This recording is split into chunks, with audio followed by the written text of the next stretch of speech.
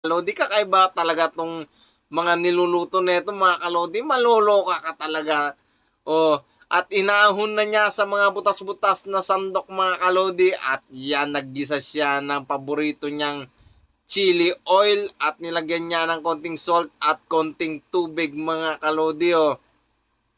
Ayan ang pinakamalupit at hinalo niya mga kalodi. Oh.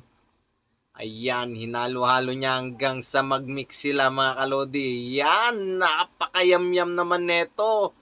Napakagandang tignan at napaka-delicious mga kalodi. Matsalap yan mga kalodi. Ayan, at pinatahi na niya yung butas niyang towel mga kalodi ginamit niya.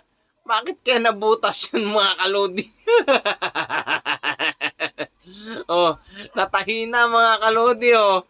Napakalupit talaga netong idol natin sa pagluluto.